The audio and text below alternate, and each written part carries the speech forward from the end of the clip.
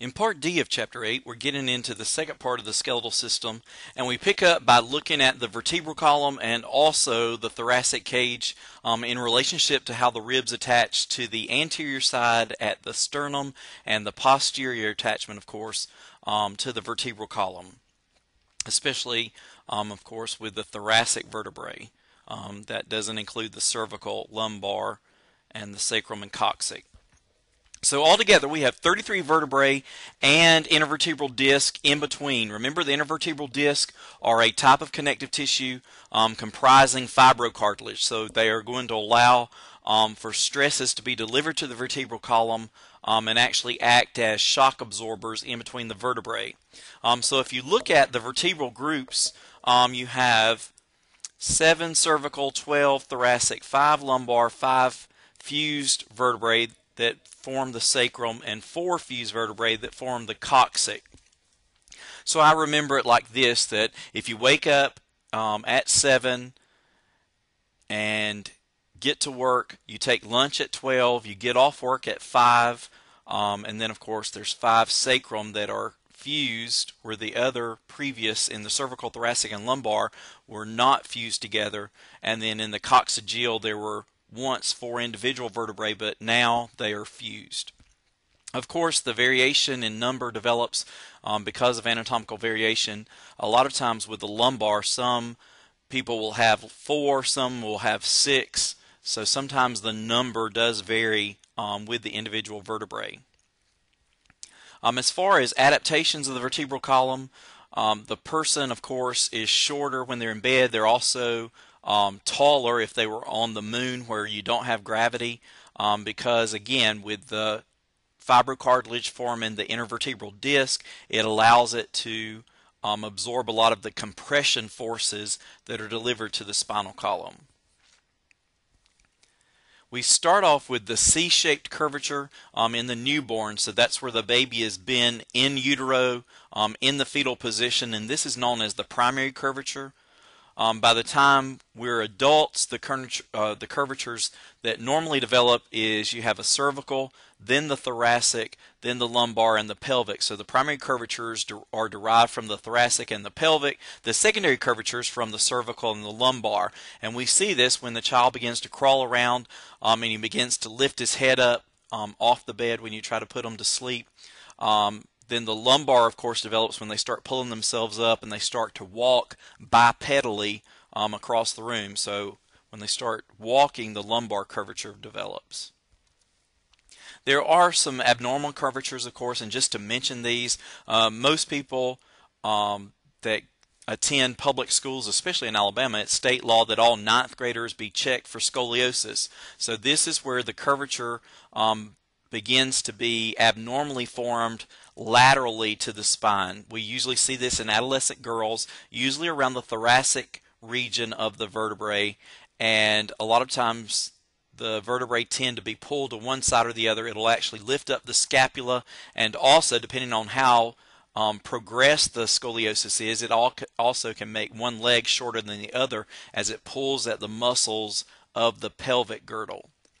Hunchback or kyphosis is another condition that we see, especially with old age, someone that is going through osteoporosis. We see this also in young boys that undergo a lot of weightlifting very early on while their body's still developing. They wind up with kyphosis or hunchback. With pregnancy and quite a bit of obesity, we see the lordosis or the swayback. So that's where, of course, the abdominal contents are pulling forward at the curvature of the vertebral column. So the curvature is pulled forward, and you start to have the swayback or the lordosis. Okay, we're looking now at a general anatomical structure of the vertebrae. So notice that every vertebrae has some basic parts to it. Specifically, you have areas like the spinous process coming off posteriorly, and that's what you actually feel when you feel the vertebrae up and down your back. You have a huge body usually, especially in the thoracic and the lumbar. The body is more progressed. You also have transverse processes that come out on each side. You have something called superior articular facets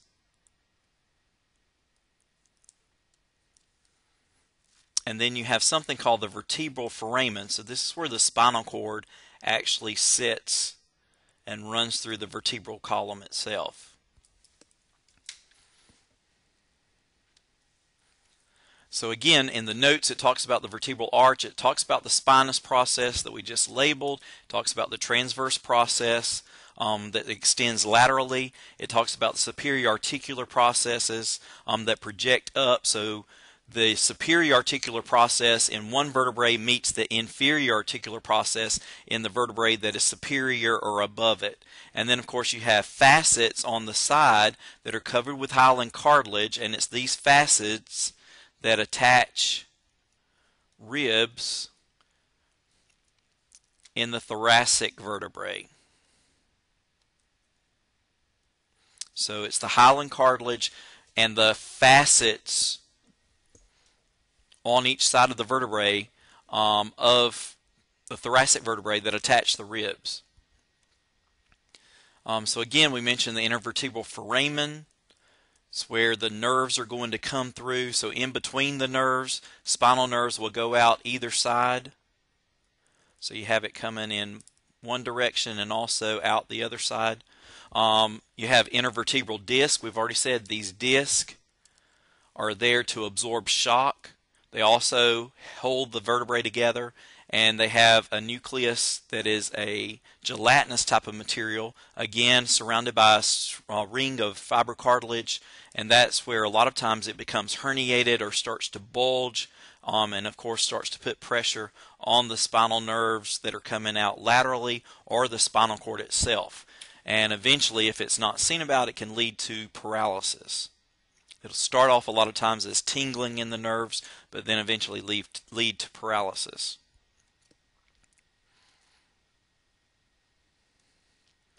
Okay, a typical cervical vertebrae, to me it looks like an anteater. So you see the spinous process as the snout, you start to see the body of it. Notice that you do, on the spinous process, if you're looking down on the vertebrae, you have this bifid process. So C1 through C7, we already said you get to work at 7, get up, get to work at 7. So 7 cervical vertebrae, not a very large body, but a very large vertebral foramen. You also have these transverse foramen where nerves and the vertebral arteries go through that area. We already mentioned that you have the bifid or the forked spinous process. These are found in cervical number 2 through cervical number 6. And then cervical number 7 has something called the vertebra prominens to it. Two unique structures that are found, the C1 and C2, are so special that they have individual names. The first one, C1, called the Atlas, and if you remember back in Greek mythology, it was Atlas that held up the world on his shoulders. So the Atlas vertebrae supports the skull. Notice that it has the concave superior articular facet to it. So the skull, which would be the occipital bone, literally fits into those facets that are on the superior side of the atlas, and it allows the cranium to nod back and forth in the yes movement. No vertebral body associated with the atlas, and it actually fits then with the axis portion. So if you notice the axis, and this is the one they actually show you here in the figure, that it has this dens or odontoid process to it. This is what's going to fit directly into the vertebral foramen of the atlas and then be supported by ligaments to bind them together. So when the axis fits up into the atlas, it allows for rotational movement of the head, so you actually can shake your head, no, Mr. Toller, I'm not studying these bones. Then with the atlas, the way that it supports the skull, it allows for the yes movement. But yes, you do realize that if you don't study, of course, you're possibly going to fail the exam. So the figure 8.24 shows how the atlas and axis fit together and allow for those movements we just mentioned. Shaking your head no, that's where the dens or odontoid process rotates around. How the atlas and axis actually fit together allows for the superior articular facets for the occipital bone to sit on and allows for rotational movement back and forth to shake your head yes. A typical thoracic vertebrae, to me it looks like a giraffe. So notice the snout of the giraffe, that would be its ears, and then the superior articular facets would be like the horns on the giraffe. So you have 12 thoracic vertebrae, we have 12 ribs. They have a much larger body than the cervical vertebrae, but they're not quite as large as the lumbar vertebrae. Notice the spinous process on it is angled downward. So you have this downward projection of the spinous process. The superior articular facets face posteriorly, so this allows rotation between the adjacent vertebrae of the thoracic section. Notice also, this again is where the ribs are going to attach. So you have these costal facets on either side where the ribs would fit in. So notice it says the costal facets on the vertebral body and at the ends of the transverse process allow for articulations of the ribs in these areas of the thoracic vertebrae. Lumbar vertebrae, to me it looks like a moose. So again, you have this very blunt snout to the moose. You have ears, which would be the transverse process. And then, of course, the superior articular facets would be like the horns of the moose. So we said that you would leave work at five lumbar vertebrae. Very much thicker, very broad body to it.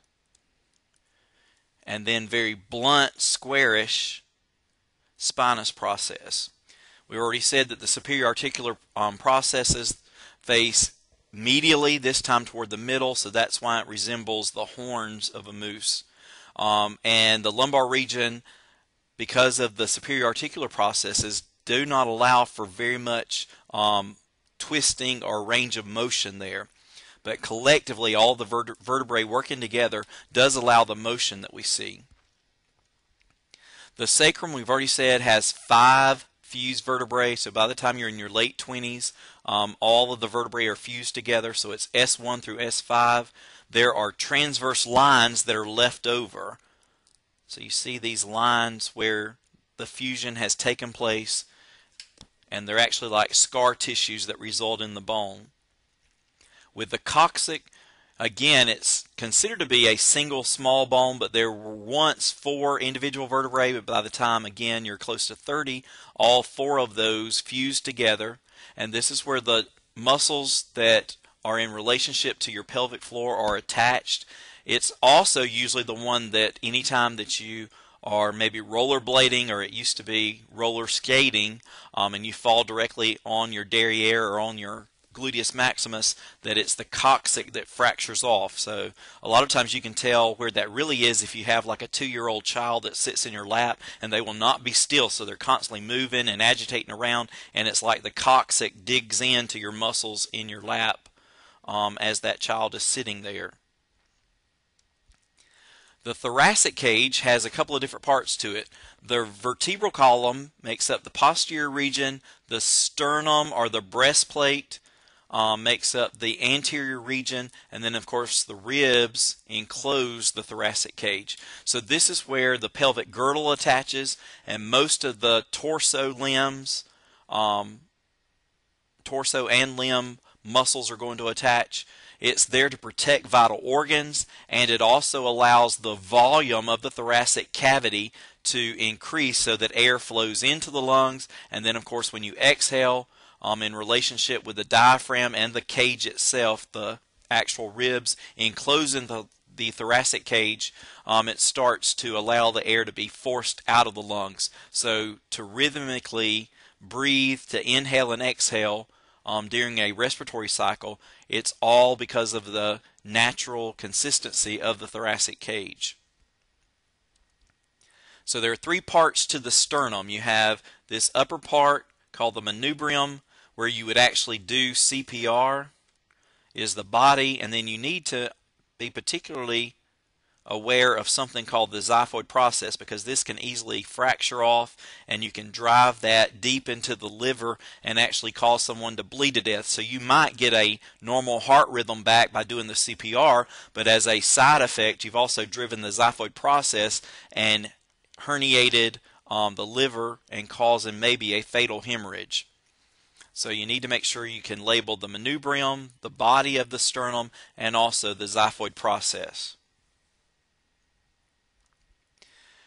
You need to be able to classify the ribs. So you have 12 ribs. Adam, I guess, was the only one that lacked a rib. So both males and females now have 12 ribs on each side. So 12 pairs of ribs. Notice that ribs 1 through 7 are directly attached to the sternum.